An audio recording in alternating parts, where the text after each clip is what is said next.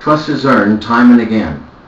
People have placed their trust in me to provide restitution for middle-class income loss and to build up the economy, their economy. If you corporate executives and bankers hadn't been so greedy and instead shared gains and power from derivatives and other schemes, the people wouldn't have asserted themselves and taken it back. Why, you did it to the people. It must be acceptable to do the same thing back to you, or such laws would be unlawful, right? Of course, King Kisharshu wrote a law saying that not only may the people defend themselves against tyranny, but the Hamans of the world must suffer the conviction of their own laws. So you must pay what you dish out. That's fair. The Anglo-Saxon culture was founded on this. The Magna Carta was founded on this. The Declaration of Independence and Constitution were founded on this, and I'm affirming this by constitutional order. I thought we learned that. Some may be complaining I have no right to what they say is sitting in their pocketbooks of corporate managers and bankers. I'm not trying to steal from corporations and the wealthy. It is you who have stolen from the American people time and again, cooking up schemes to steal the people's homes from the poorest of the poor, and then stealing from taxpayers to pay for your retirement when your planned mismanagement of sunk derivatives, embezzling this mandatory crowdfunding called income tax, causes the country to go belly up. So go ahead and think it's yours, because the people know better. People know the recession is still going on, not just in places, but all over the country.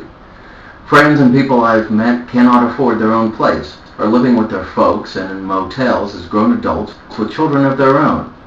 I've heard of those who have considered homelessness as an option, and how there are so many that have dropped off receiving unemployment that cannot find work yet, that applications for social programs have skyrocketed 485% because things are still really that bad. And our nation's leaders are so removed from the ordinary person, the government doesn't hear these struggles. The struggle for freedom and democracy, therefore, is not limited to nations that do not have it. For people of the United States have had to wrestle with the government from time to time for a course change, so as to make liberty for every person its resolute and concerted pursuit. That collaboration between the economic puppeteers, war profiteers, and the political institutions that are supposed to govern them are the weakest link to secure and stabilize the global order of geopolitical states and social political economies. If poised to splinter the people from their rights, under such there can be no world order, seeing the people have had a taste of freedom and can no longer go back, despite what Nixon's foreign advisor might say. This one thing, separating people from their rights, will bring down any governing organization, deeming it illegitimate, and bring that region into uncertainty.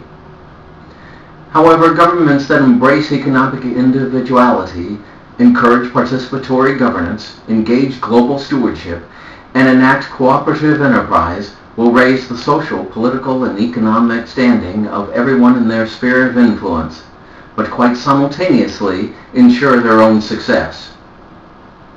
Without freedom, successive wave after wave of pendulum swings between polarizing ideologies and clashes of class-generated animosity will fester until the children finally expel their parents and the whole system of entitlement collapses.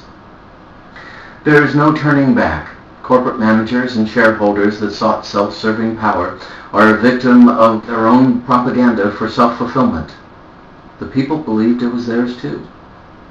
No one's entitled to steal from someone else. And now, after being stolen, the people want their freedom back. Freedom guaranteed in the Constitution. It is incumbent upon me, then, with all the duties bestowed on this legitimate administration, established by constitutional order, to restore balance of authority as the framers saw fit. Rather than debate the merits of reserved federal powers of the people, as the Constitution calls it, it is best to demonstrate its enforcement first and then debate its application for another century. In politics, one makes use of the tools at hand, but new political tools had to be invented to spearhead this transition. It is in keeping with our treasured heritage that I have come to the highest office in the land, as defender of the Constitution, holding the office until government is restored by affirming the federal recall and becoming reauthorized of the Constitution. I want to show the people of America that their nation does not belong to the evil elite or corrupt congresspersons, and that there is a constitutional duty for all government to protect and defend the rights and privileges preserved for the people by the Founding Fathers, found in the pages of higher law. Having been passed the baton, the people now have an example that has shaken the highest branches of government out of their pinnacle of degeneracy. Like a regent protector might do, I am to intercede for the people to bring restitution for grievances and restore balance to laws that contravene. The intercession on behalf of the American people for restitution of grievances is my fundamental job.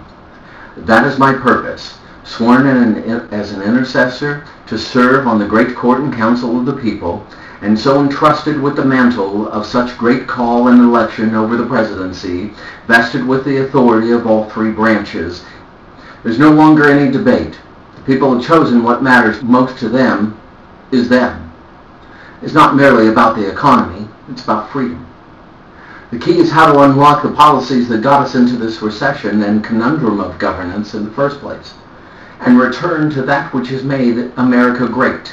To show you what it would be like when this government of the people becomes more than symbolic and affects change beyond the mere legal standing it holds. What we need right now is model government, cooperative market enterprise, fair taxes and equitable laws, common sense approach to modern global economics that protests of the people have fought to ensure, then suggests our government can and should operate within its means, while managers nurture individualistic purpose as workers foster collaborative productivity. Responsible government is not a question of its size or the types of entitlements it doles out. All that surplus goes somewhere. Rather, the government must balance its assistance between seniors and the poor, veterans and healthcare, military campaigns and peace missions, religion composed and the arts congenial, corporate interests and small business gain, and balancing desires of the privileged with the needs of the people. With that, this economic plan revisits portions of Ronald Reagan's tax reform that worked. Reduce frivolous spending, streamline corporate and banking regulation, more evenly distribute proportionate taxation, and a precision monetary policy without the need for drastic changes to revenue and tax expenditures. Save smarter, earn higher, achieve more. This tax adjustment in this comprehensive plan will modify ordinary income rates to reflect wage stagflation, increase small business buying power and venture partnership, banish loopholes for eluding corporate irresponsibility and stashing executive retirement, discipline strategies and reward mechanisms to benefit the health and productivity of the worker, and other fair share minimums, while investing in non-fossil fuel and energy and technology infrastructure that increases productivity and availability of medium to high income jobs and clear steps to middle class wealth.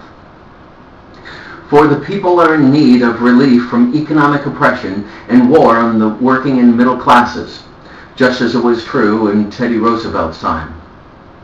A double portion, as it is understood in law, is coming upon this generation as restitution for crimes against the people as set forth in the Constitution and precedent in higher law. The courts have said that Teddy Roosevelt had the authority to protect the nation's citizenry from harm when breaking up the corporate trusts like oil, utilities, and banks in order to bring balance. Here we are 100 years later, still threatened by poor health conditions, chemicals polluting the environment, corrupt governmental practices, and stifled worker ambition. I'm not convinced that more antitrust laws would bring more balance. We need to break up the schemes, not the businesses. As a first step, with the authority granted by the courts, we must pull back the reins as follows. Rigging of LIBOR and derivatives by banks is prohibited, as this government will set the conditions.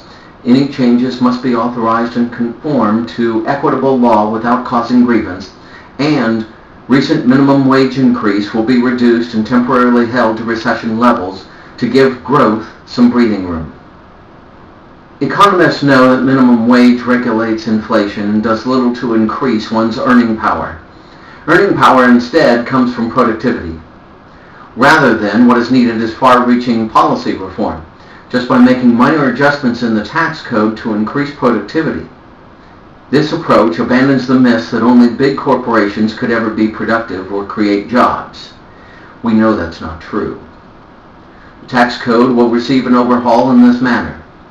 Tax filers will have the permanent option of a flat tax rate of 20% less the flat tax rate for the state.